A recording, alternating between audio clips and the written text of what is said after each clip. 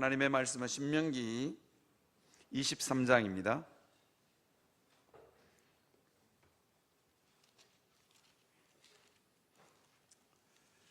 신명기 23장 15절에서 25절에 있는 말씀입니다. 신명기 23장 15절에서 25절에 있는 말씀입니다. 제가 가진 성경으로 구약 성경 298페이지입니다. 찾으셨으면 제가 한 절 읽고 여러분들이 한 절 읽고 교독하도록 하겠습니다. 종이 그의 주인을 피하여 내게로 도망하거든 너는 그의 주인에게 돌려주지 말고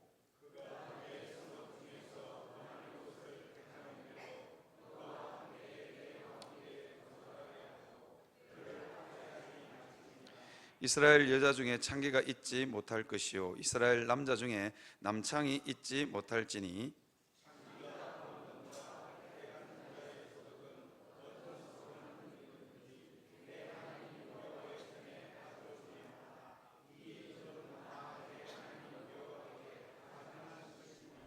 내가 형제에게 구워 주거든 이자를 받지 말지니 곧 돈의 이자 식물의 이자 이자를 낼 만한 모든 것의 이자를 받지 말 것이라.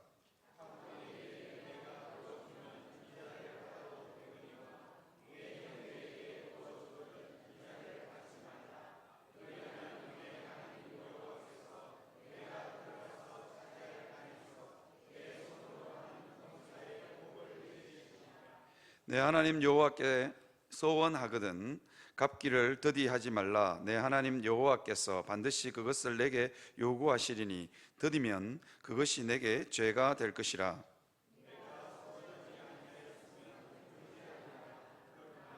내 입으로 말한 것은 그대로 실행하도록 유의하라. 무릇 자원한 예물은 내 하나님 여호와께 내가 서원하여 입으로 언약한 대로 행할지니라.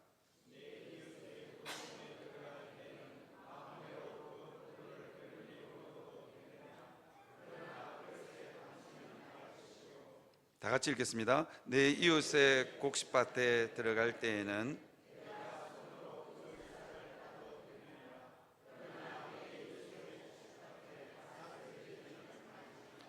아멘.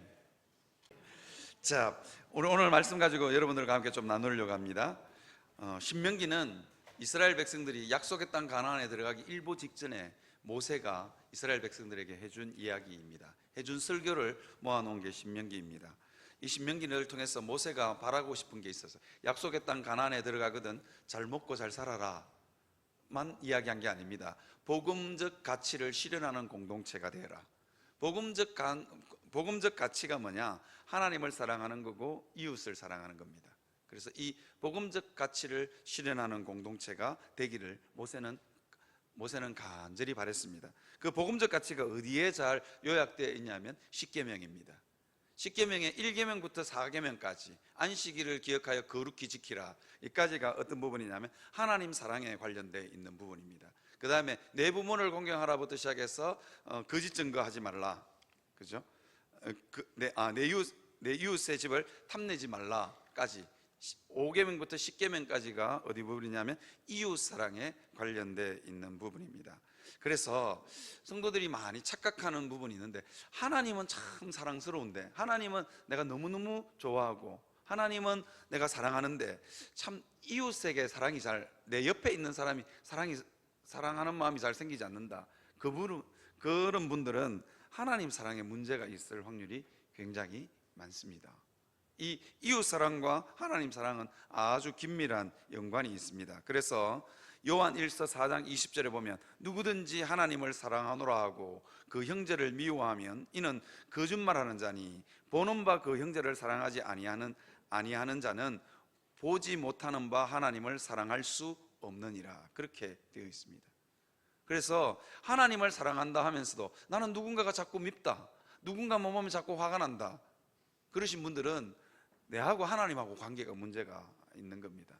반대로요, 나는 정말로 하나님 사랑이 잘 느껴지고 깨달아지지 않는다 하시는 분들은 내 옆에 있는 형제자매를 의도적으로 한번 사랑해 보시길 바랍니다. 이 의도적이라 하는 말은 별로 사랑스럽지 않은데, 별로 사랑할 만한 가치도 없는데 한번 해보라는 겁니다. 해보면 하나님 사랑을 알아갑니다. 여기에 2부 때는 우리 처녀 총각들이 별로 없는데 한번 결혼을 하고 애를 한번 낳아보세요. 그러면 하나님의 사랑이 훨씬 더 깊어집니다. 저는 우리 애들이 애를 먹일 때마다 하나님도 나를 보면서 저랬을까 그런 마음이 종종 합니다. 그런데도 죽이지도 살리지도 못하는데, 죽이지도 살리지 못하는 우리 자녀를 보면서 제 마음속에 하나님이 나를 보시면서 저렇지 않을까, 정말 안타까운 일들이 너무너무 많거든요. 그래서 자녀를 사랑하는 그것을 통해서 우리는 하나님 사랑을 배워가고 알아갑니다. 그리고 하나님의 사랑을 더 깊이 깨달아갑니다. 그래서 하나님이 우리로 가정을 이루고 자녀를 낳으라는 거예요. 죽이지도 살리지도 못하는 왼수 같은 남편 아니면 부인을 내 옆에다가 두신 이유, 그리고요 정말로 죽이지도 살리지도 못하는, 그죠? 자녀를 우리에게 붙여준 이유가 뭐냐? 내 옆에 있는 형제, 내 옆에 있는 사람 사랑하는 것을 통해서 하나님의 사랑을 더 깊이 깨달아 가기 때문입니다. 그런 점에서 여러분 한번 잘 묵상해 보시기를 바랍니다. 하나님 사랑, 이웃 사랑을 실천하는 방법, 그죠? 그래서 하나님은 이 복음적 가치를 실현하기를 이스라엘 백성들이 실현하기를 원하는데, 그 실현의 방법이 뭐냐면 십계명입니다. 십계명을 하나님이 모세는 십계명을 잘 해석해서 이스라엘 백성들에게 이야기해 주고 있습니다. 신명기 5장부터 시작해서 26장까지에 있는 내용은 이제 신명기를 잘 해석해 놓은 겁니다. 어떻게 하면 이 신명기 말씀을 통해서 복음적 가치를 약속의 땅 가나안에서 실현할 수 있을까 하는 것입니다. 이게 이제 제가 굉장히 함축적으로 요약적으로 말씀을 드리는데요, 이게 모든 이웃 사랑의 기초는 어디서부터 시작되느냐 하면 신뢰입니다. 신뢰. 여러분, 신뢰가 무너지는 순간부터 어디냐면 그때부터는 지옥의 문이 열립니다. 하나님은 우리에게 좋은 것을 주시는데, 좋은 것을 주시는 방편이 뭐냐? 신뢰입니다. 다르게 표현하면 믿음입니다. 믿음. 그죠? 하나님 사랑의 그 문을 여는 통로도 믿음이고, 이웃 사람의 내 옆에 있는 형제 자매를 사랑하는 이웃 사랑의 문을 여는 통로도 뭐냐? 믿음입니다. 믿음과 신뢰입니다. 생각해 보면 이런 겁니다. 여러분들이 결혼을 하셨는데 배우자에게 이게 성적인 정절을 지키는 것, 이건 배우자 간에 서로 신뢰 관계가 있어야만 가능합니다. 그 신뢰가 무너지는 순간, 남편을 딱 바라보는 순간 저 왼수 저거 뭐 하고 들어왔나, 이런 생각이 드는 순간 지옥의 문이 열리는 겁니다. 부인을 바라보면서 마찬가지입니다. 밖에 가서 무슨 짓을 하고 왔는지 모른다. 그 신뢰가 무너지는 순간 지옥의 문이 열리는 것입니다. 하나님은 우리에게 좋은 것을 공급하시는 통로가 있는데 신뢰입니다. 신뢰. 그래서요 이 신명기 말씀을 여러분 잘 묵상하고 계시는지 모르겠습니다. 성적인 문제를 아주 엄밀하게 다루고 있습니다. 아주 세밀하게 다루고 있습니다. 이 성적인 문제는 가정의 기초이기 때문입니다. 그리고 인간관계에 가장 가까운 촌수가 뭐냐? 자녀관계가 아니고요, 무촌인 남편과 배우자의 관계입니다. 그 배우자와의 관계의 끈을, 이게 신뢰관계를 이어주는 게 뭐냐? 성적인 정절입니다.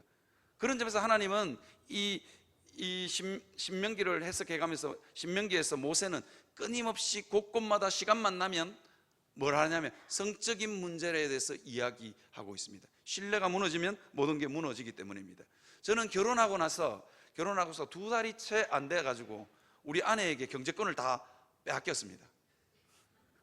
수탈당, 경제권을 수탈당한 지 벌써 20년이 넘었는데 아주 좋습니다. 왠 줄 아십니까? 제 마음속에 우리 아내에 대한 신뢰가 있기 때문입니다. 만약에 우리 집 가정 경제가 무너지면 우리 아내가 삭바느질이라 해서 나를 먹여 살릴 거라는 확신이 있기 때문입니다. 아직까지 삭바느질을 한 번도 안 했습니다. 제가 딱 결혼한 지 딱 2달 만에 그 통장하고 다 낸데 넘기면 안 돼 그러더라고요. 좀 넘기기 싫었지만 제가 2달 통장에 돈이 있음에도 불구하고 가스비, 전기세를 연체했거든요. 앞으로 계속 연체할 것 같더라고요. 그래서 믿고 그냥 넘겼습니다. 20년간 살면서 우리 아내는 굉장히 돈 관리를 잘 해주고 있습니다. 금융권 출신답게 너무너무 잘해주고 있습니다.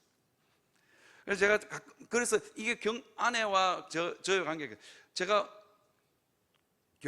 벌어오는 모든 소득, 교회에서 받는 모든 사례는 저는 언제 우리 교회에서 저에게 사례를 주는지도 모릅니다. 아내가 언제 빼갔는지 귀신같이 빼내갑니다. 그래도 저는 전혀 전혀 억울하거나 그렇지 않습니다. 왜냐하면 신뢰하기 때문입니다. 가끔씩 좀 후회될 때가 좀 있어요. 경제권을 모두 다 아내에게 넘기고 나니까 우리 아이들이 저를 굉장히 무시해요. 왜냐하면 모든 경제권의 결정은 엄마에게 있다는 걸 알고는 아빠는 저리 가래, 뭐 사달라고 막 엄마하고 막 협상하고 있는데 내가 그러면 뭐라 그러는 줄 아세요? 아빠는 저리 가, 아빠는 우리 마음 몰라, 이러면서. 제가 그래서 우리 자녀들 보면서 경제권을 좀 받아와야 되나, 그래야 우리 아이들이 저한테 와서 엎드리고 아빠 사정할 거 아니에요. 그래서 받아와야 되나 그런 생각이 있는데 제 마음속에 아내보다도 훨씬 자녀들을 잘 보살필 자신이 없어서 안 받아오고 있습니다. 그리고 가끔씩 우리 아들 중에 한 명이 아버지는 우리 집의 가장이십니다 이렇게 가끔씩 말해주는 아들이 있어서 경제권을 안 받아오기로 결심하고 있습니다. 이게 신뢰입니다. 신뢰가 있을 때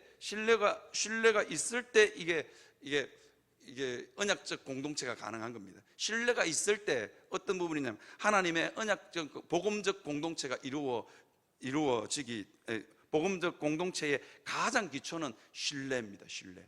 이 신뢰가 없이 절대로 하나님 사랑이 공동체 가운데 임하지 않습니다. 이 신뢰가 없으면 내 옆에 있는 자녀조차도 사랑할 수 없습니다. 그렇죠? 지금 잘 한번 묵상해 보시길 바랍니다. 배우자가 무슨 짓을 하고 돌아다니는지 무슨 짓을 하고 다니는지 잘 모르겠다, 아니면 배우자가 결혼 전에 무슨 짓을 했는지 모르겠다, 그런 의심이 자꾸 들면 들수록 신뢰관계는 무너지게 되어 있습니다. 우리의 신뢰관계는 시간이 지나면서 서서히 자랍니다.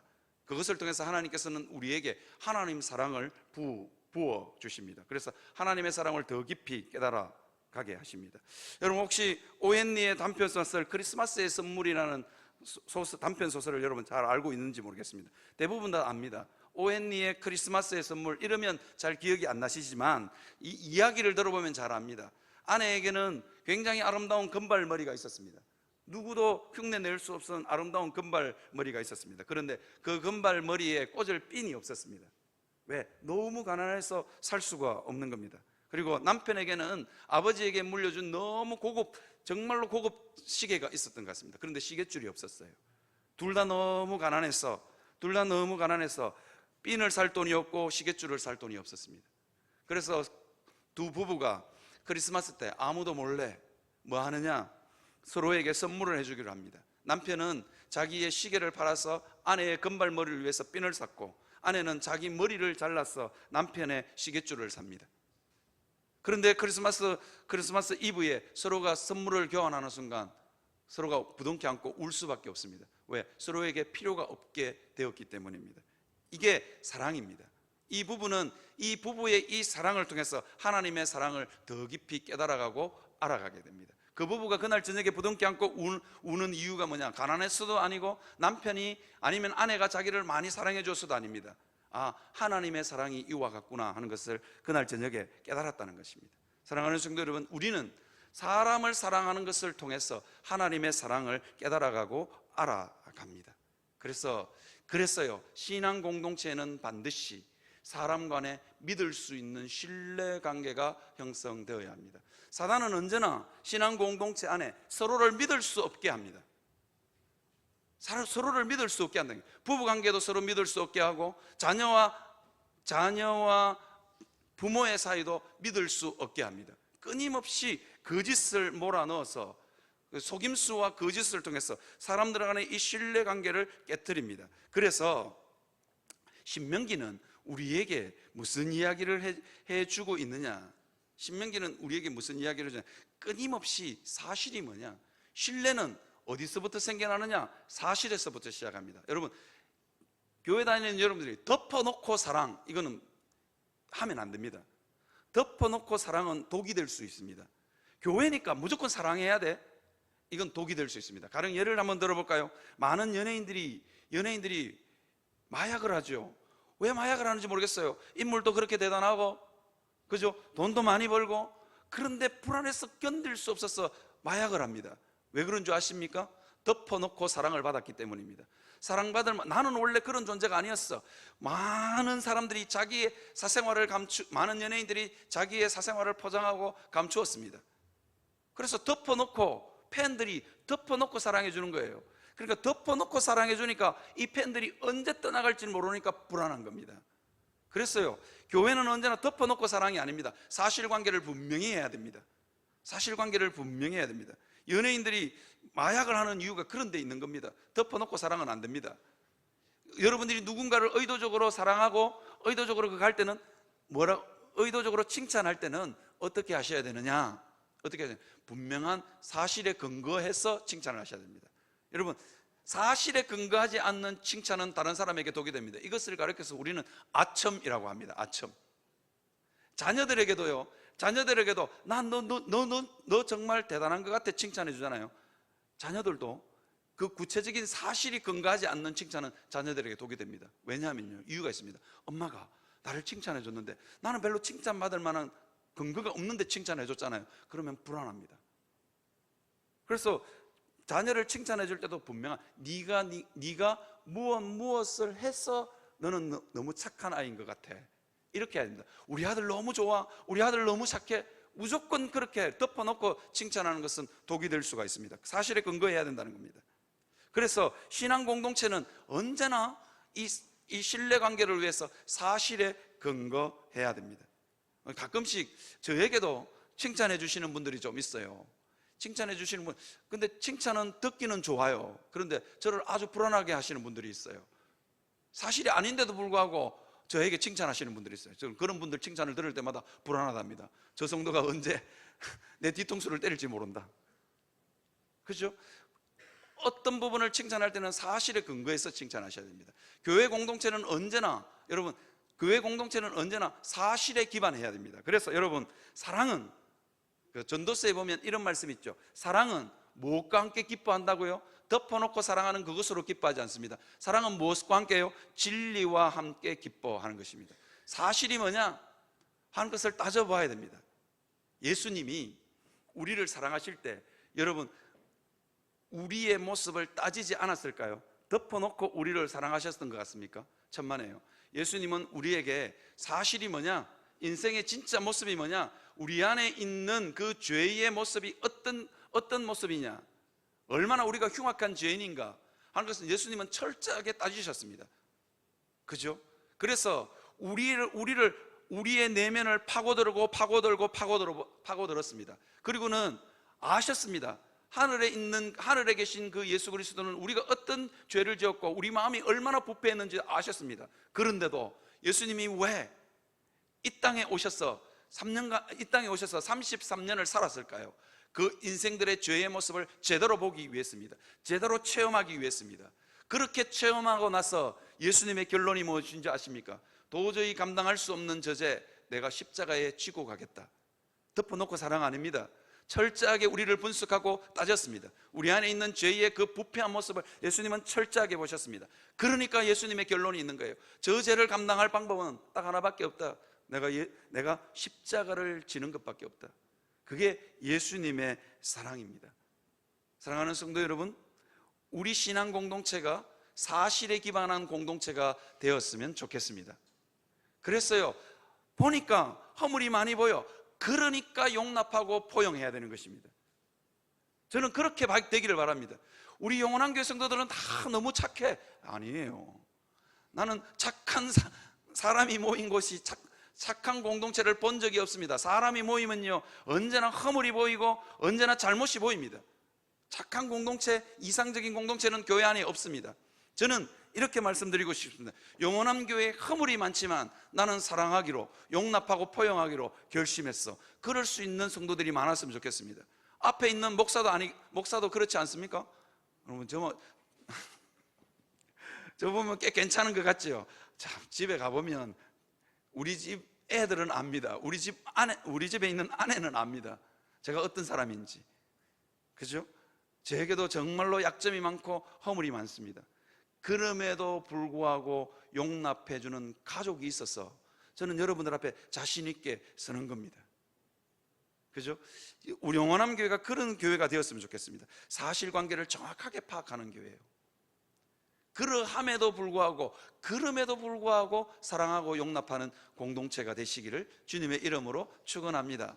그랬어요. 제가 그냥 이거는 제 말이 아닙니다. 신명기 19장 18절에서 19절에 보면 뭐라고 이야기하고 있냐면, 재판장은 자세히 조사하여 그 증인이 거짓 증거하여 그 형제를 거짓으로 모함한 것이 판명되면 그가 그 형제에게 행하려고 꾀한 그대로 그에게 행하여 너희 중에서 악을 제하라라고 이야기합니다. 악을 제하라라고 이야기합니다.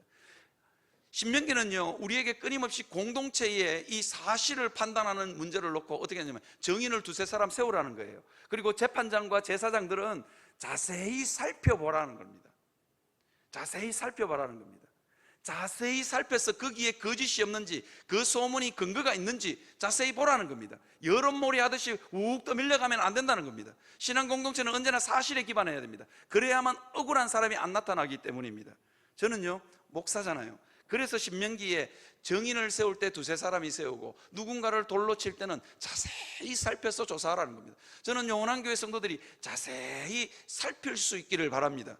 누군가의 말을 들으면 맞다 그러지 마시고 제발 아이고 그런갑다 야 내가 박집사한테도 그랬나 나한테도 그러던데 그러지 마시고 상방간의 이야기를 들어보셔야 된다는 겁니다. 앞에 있는 목사는요, 성도들에게 수많은 말을 듣지 않겠습니까? 그죠? 여러분 걱정하지 마시기 바랍니다. 저는요, 반드시 상대방의 말을 들을 뿐만 아니라 제3자의 말까지도 듣는 사람입니다. 성격은 좀 허접해 보여도, 그죠? 성격은 별로 그렇게 꼼꼼 안 해 보이죠? 그런데요, 저는요, 교회 안에 있는 수많은 문제들, 어느 권사님이 무슨 말을 했다, 어느 권사님이 온 교회 성도들이 이거 싫어합니다, 온 교회 성도들이 이거 하고 싶습니다. 그래도 저는 반드시 이 사람 말도 들어보고 저 사람 말도 들어봅니다. 어느 집사하고 싸웠어요 목사님, 저는 이쪽이 잘못한 것 같아요 그러잖아요. 저는 절대로 한쪽으로 기울이지 않습니다. 다 들어봅니다. 상방을 다 들어보고 제3자까지 들어봅니다. 그러니까 여러분 조심하셔야 됩니다. 자세히 살핍니다. 사실이 뭔가 그래 놓고요, 저는 언제나 그렇게 들을 때마다 제가 내린 결론이 뭔지 아십니까? 누가 잘했다 누가 잘못했다 이 판단이 애매할 때가 너무 많습니다. 사람이 부딪혔어요. 사람이 상방이 싸웠어요. 그런데요, 누가 잘했다고 막 주장하지만 실제로요, 입체적으로 다 들여다보면 어떤 줄 아세요? 뭐만 남은 줄 아십니까? 사실관계가 남는, 누가 잘못했다 누가 잘했다가 남는 게 아니고 뭐가 남는 줄 아십니까? 연약함이 남습니다. 그래서 목사는 기도합니다. 그러니까 여러분, 목사가 입체적으로 다 알았다고 너무 걱정하지 마십시오. 목사님이 나를 미워할지도 모르겠다 그런 착각하지 마십시오. 저는 우리 집에 아이들을 키워가면서, 그리고 우리 아내랑 한 20년 가까이 살면서 제가 깨달은 게 있어요. 뭔지 아십니까?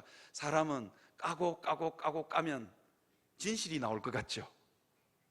안 그렇더라고요. 까고 까도 죄만 나오더라고요. 제 모습, 제가 그래요. 우리 아내한테 제가 정말로 가리는 거 없이 하나도 없이 다 속마음까지 다 노출되잖아요. 우리 아내도 마찬가지입니다. 우리 아내도 제 앞에 서면 속마음까지 다 노출되잖아요. 방귀 뀌는 것까지 제가 다 알고 있거든요. 그죠? 그래 다 알고 있는데 사람은 살아보니까 그렇더라고요. 살아보니까 정말로 사람의 마음속을 들여다봐도 뭐만 남냐? 죄만 보입니다. 죄만. 그래서 뭐냐면요, 하나님은 자세히 살펴보라는 겁니다. 자세히 살펴보면 어떤 일이 벌어지느냐? 잘못보다는 연약함밖에 안 보입니다. 내 연약함, 다른 사람의 연약함밖에 안 보입니다. 그래서 기도하게 되는 겁니다.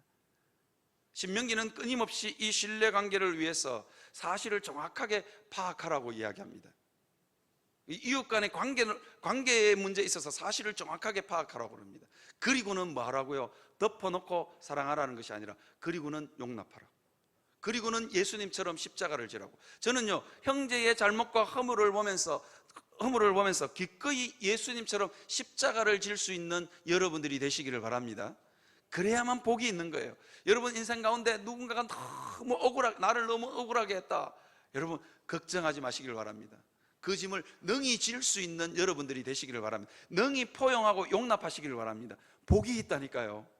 제가 제가 여러 번 이야기하지만 영원한 교회 담임 목사로 오기 전에 제가 얼마나 억울한 일을 많이 겪었는지 모릅니다. 진짜 사람이 저럴 수 있나, 저 목사님이 저럴 수 있나 내한테, 그렇게 억울했는데요, 참고 나니까 여기 담임으로 왔다 아닙니까? 제가 진짜 하나님 앞에서 어느 정도 이야기까지, 제가 몇 번 금요철에 오시는 분들한테 제가 몇 번 말씀을 드린 것 같은데, 제가 너무 억울했어. 정말 너무 억울했어. 정말로 억울했어. 진짜 그 목사님은 그럴 수 없다, 내한테 이럴 수 있나, 진짜로 너무너무 억울했거든요. 그러니까 하나님이 저에게 하신 말씀이 있어요. 이 목사, 네 하나님의 교회를 위해서 네가 좀 억울하면 안 되냐고. 자, 그날 저녁에 얼마나 하나님 앞에서 울었는지 모릅니다. 예, 하나님 억울해도 됩니다. 그러니까 하나님, 예, 억울해도 됩니다, 그 말을 보시고 하나님이 저를 보시고 하나님이 복을 부으시는 것 같아요. 그리고도요, 제 마음속에 그게 삭혀지지가 않아서 얼마나 진짜 울분이 치밀어 올랐는지 모릅니다. 하나님, 그래도 억울해도 됩니다. 억울했던 세월만큼 하나님께서 저에게 복으로 갚아 주셨습니다. 여러분, 자세히 조사하여 살펴보고 여러 정인의 말을 들여다보면 내가 억울한 거 맞습니다. 그때 이게 복받을 통로인 줄 알고 기꺼이 용납의 길로, 포용의 길로 갈 수 있는 여러분들이 되시기를 바랍니다. 왜 그렇게 하느냐? 여러분, 가정에서 용납받고 포용받지 못한 사람들, 그죠? 가정에서 이 신뢰관계, 애착관계가 형성되지 못한 사람들을 위해서 하나님은 또 다른 장치를 하나 두셨는데, 그게 뭐냐? 신앙 공동체입니다. 가정이요, 완벽할 수는 없잖아요. 모든 가정은 역기능이 있습니다. 그래서 제가 늘 말씀드려요. 이 땅에 명문가는 없다고. 제가 내린 결론입니다.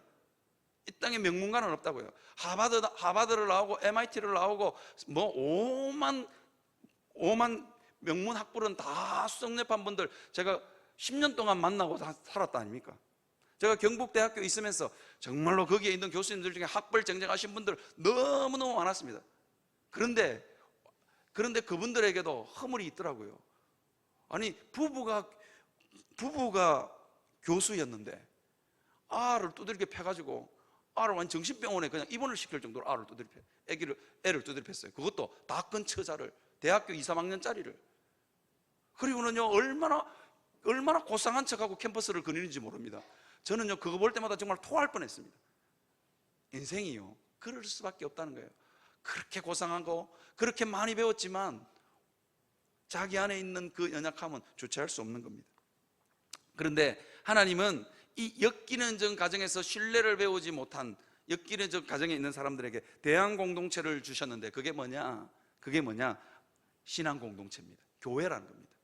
교회를 통해서 가정에서 채우지 못하는 신뢰를 교회를 통해서 하나님께서는 회복시키기를 원하셨다는 것입니다. 그래서 오늘 우리 본문에 보면, 본문의 15절에 보면 종이 그 주인을 피하여 도망하거든 너는 그 주인에게로 돌려주지 말 것이요. 여러분, 종이 주인의 집에서 도망했습니다. 사연이 없겠습니까? 수많은 사연들이 있지 않겠습니까? 그죠? 없겠습니까? 그 종은 주인을 너무너무 잘생겼는데 그 주인의 집에서 도망했겠습니까? 그 주인에게도 아픔이 있고 종에게도 아픔이 있는 거예요. 사실관계를 한번 따져보면 여러 가지 문제가 있는 거예요. 그런데 신앙 공동체는 그 종을 어떻게 하라고요? 그 주인에게로 돌려보내지 말래요. 왜? 그 종에게도 어딘가에게는 기댈 언덕이 있어야 되기 때문입니다. 어딘가에게는 정을 붙이고 마음을 붙이고 살 곳이 필요한 겁니다. 그래야만 이 용납받고 포용된 경험이 있어야만 어떻게 되냐, 다른 사람을 신뢰하고 용납할 수 있기 때문입니다. 가정에서 그게 안 되니까, 그 주인집에서 그게 안 되니까 신앙 공동체가 너에게 도망 왔으면 네가 품고 용납해라는 겁니다. 그 종의 모습을 보면서 저러니까 주인이 구박하고 학대했지 라는 마음이 꿀떡같이 들어도 돌려보내지 말고 자기가 품으라는 겁니다. 그죠? 그 다음에요, 여러분, 그 다음에 이 성경 본문은 우리에게 여러 가지를 이야기합니다. 뭐라고 이야기하느냐? 이사를, 여러분, 이렇게 말하면 상처가 될지 모르겠지만 여러분, 돈을 빌려줬는데 이게 돈을 받지 못해요. 그러면요, 돈 빌려준 채권자가 채무자를 보면, 돈 빌려준 사람을 보면 진짜로요, 진짜로 미운 거예요. 저러니까 가난하게 살 수밖에 없다는 생각이 절로 드는 거예요. 그런데 하나님이 돈 받을 때 돈을 빌려주고 나서 이자를 받지 말아요. 그리고는 뭐라고 이야기하냐면 돈을 빌려줬는데 돈을 계속 안 갚아. 그래서 갚게 하려면 뭐냐면 전당물을 하나 가져와야 될 거 아니에요. 전당물을 가지러 갈 때도 이스라엘 백성들에게 뭐라냐면 절대로 집 안에 들어가지 말아요. 집 안에 들어가지 말아요. 왜? 그 사람에게도 프라이버시가 있기 때문에. 집 안에 들어가는 순간 어떻게 되냐면 집 잘해놓고 사네, 값진 건 많은데 이거 팔면 다 갚을 수 있는데 왜 안 갚나? 화가 치밀어 오를 거기 때문에. 안 갚는 이유와 형편도 있지 않겠어요? 그러니까 가지 말고 집 앞에서 전당물을 주면 그거 받아가지고 오래요. 그리고는 뭐라고 이야기하냐면 전당물 받아가 왔는데 그것을 날을 세지 말아요. 해가 지면은 반드시 그 전당물을 돌려주라는 거예요. 그 전당물은 대체로 옷일 확률이 많습니다. 이스라엘의 옷은 이불일 확률도 많습니다. 그런데 해가 지면은 돌려주래요. 이게 용납하고 밉지요. 내 돈 안 갚는 사람은 얼마나 미운 줄 아십니까? 돈 빌려준 사람만이 압니다. 돈 빌려준 사람 정말로 미운데도 해가 질 때는 어떻게 해요? 그 옷을 돌려주래요. 그리고 그 사람이 자면서, 그 사람이 그걸 덮고 자면서 그래도 세상은 좀 따뜻하구나, 그래도 세상은 살만하구나, 이 마음이 들도록 하라는 겁니다.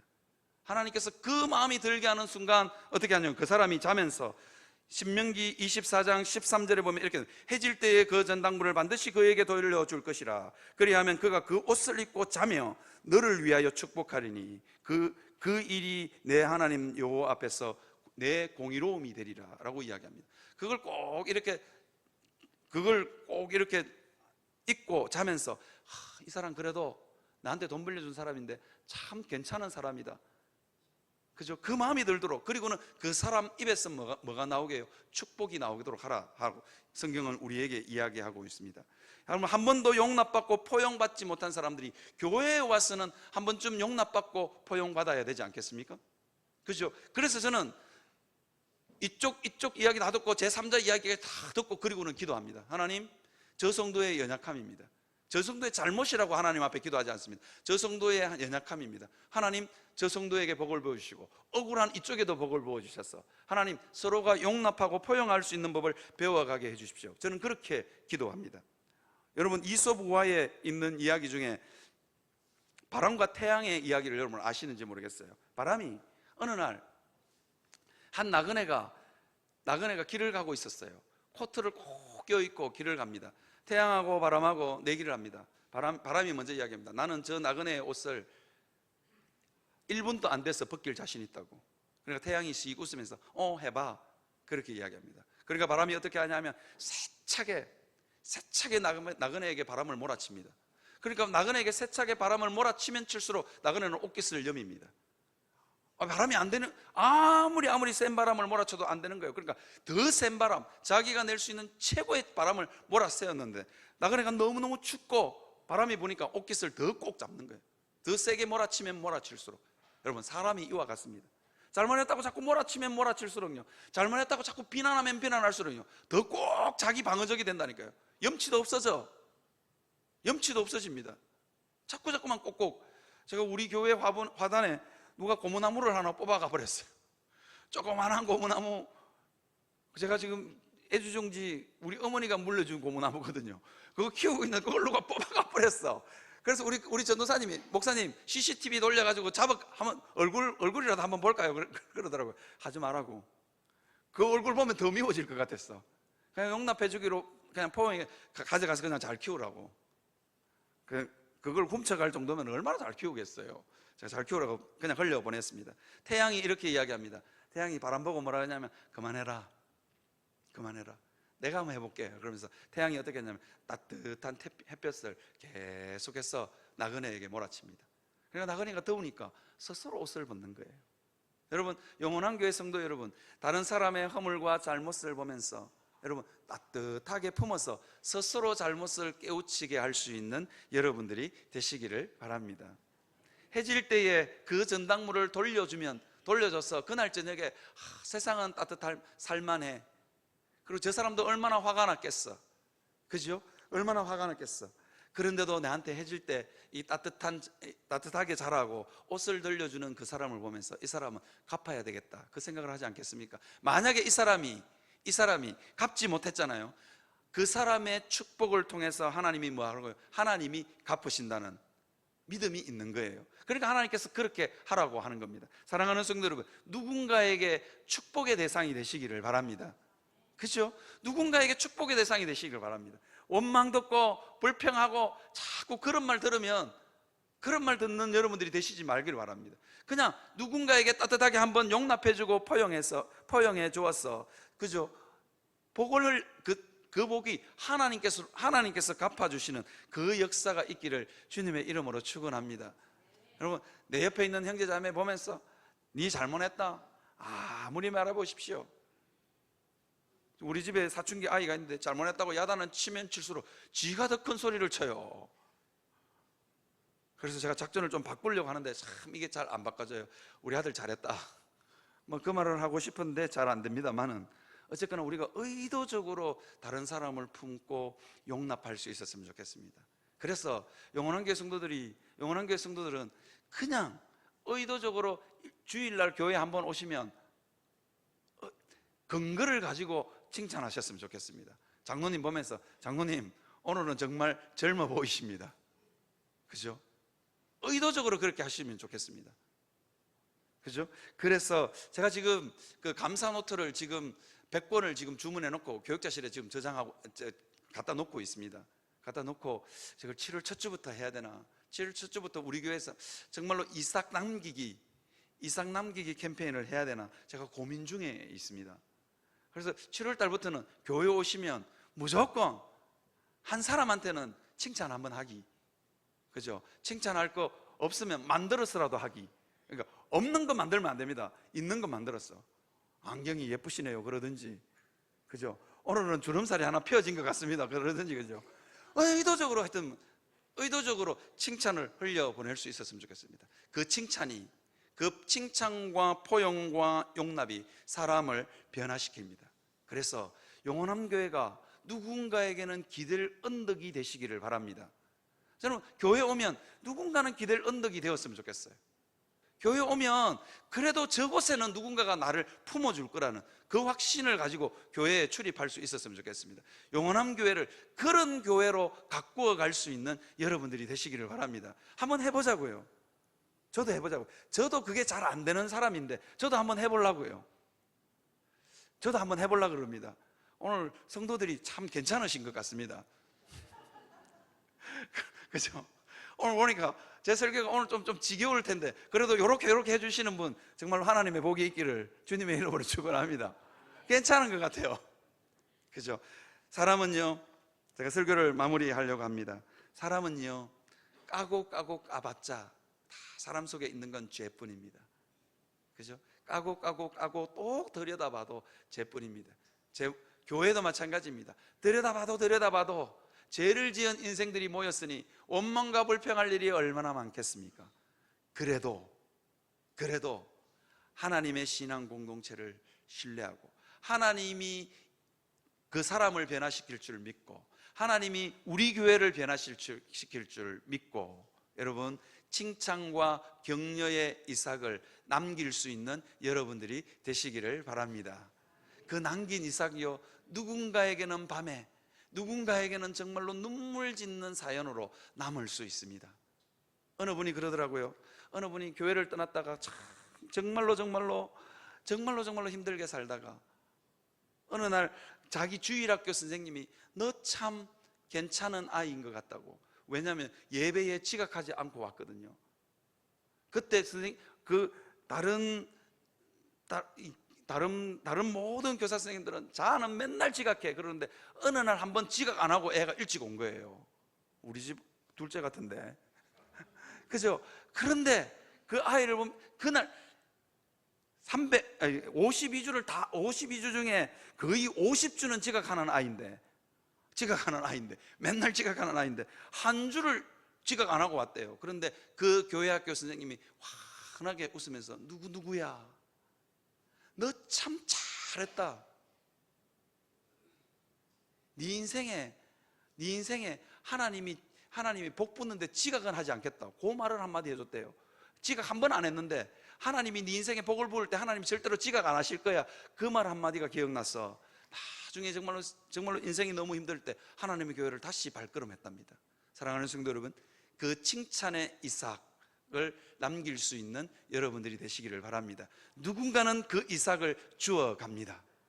칭찬의 이삭을 남기는 여러분들이 되시기를 주님의 이름으로 축원합니다. 이 시간 다 같이 하나님 앞에 한번 기도했으면 좋겠습니다. 하나님 아버지, 이렇게 기도했으면 좋겠습니다. 예수님처럼 우리가 죄인인 줄 알지만 내 옆에 있는 형제자매가 마음에 들지 않지만 하나님 예수님처럼 기꺼이 십자가를 질 수 있는 우리가 되게 하여 주옵소서. 십자가를 지는 심령들마다 하나님이 보시고 복으로 갚을 줄 믿고, 그 사람이 안 갚아줘도 하나님이 갚으실 줄을 믿고, 하나님 그렇게 죄인을 위해서 십자가를 지고 죄인을 위해서 기꺼이 억울함을 감당할 수 있는 우리가 되게 하여 주시옵소서. 그런 영원한 교회가 되게 하여 주옵소서. 칭찬의 이삭을 남기는 영원한 교회가 되게 하여 주시옵소서. 그렇게 한번 하나님 앞에 한번 기도하며 나아가도록 하겠습니다. 다 같이 기도합니다. 살아계신 우리 하나님 아버지, 우리를 불쌍히 여겨 주시옵소서.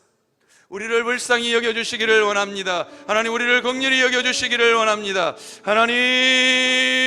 하나님 아버지, 우리에게 남은 건 죄뿐이지만, 우리에게 남은 건 허물뿐이지만 그 사람의 연약함인 줄 알고 기꺼이 용납하고 포용할 수 있는 우리가 되게 하여 주시기를 원하옵고 기도합니다. 그렇게 포용하고 용납해서 하나님 아버지, 이삭을 남길 수 있는 우리가 되게 하여 주옵소서. 누군가는 그 이삭을 움켜쥐고 눈물 흘리는 날이 있음을 알고, 누군가는 그 이삭을 움켜쥐고 하나님의 사랑을 깨달을 줄 알고 기꺼이 그렇게 할 수 있는 우리가 될 수 있도록 주여 우리를 권고하여 주시기를 원합니다. 하나님 아버지, 교회의 체질이 변화되고 바뀔 수 있도록 주여 은혜를 덧입혀 주시옵소서. 긍휼을 베풀어 주시옵소서. 살아계신 하나님께서,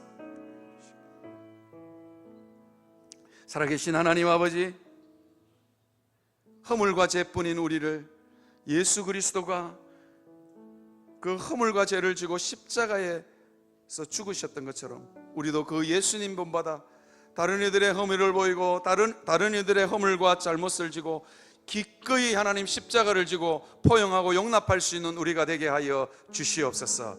그 모습 보시고 하나님이 우리 삶 가운데 복을 부으심을 믿고 하나님 기꺼이 십자가의 자리로, 포용의 자리로 나갈 수 있는 영원한 교회가 되게 하여 주시옵소서.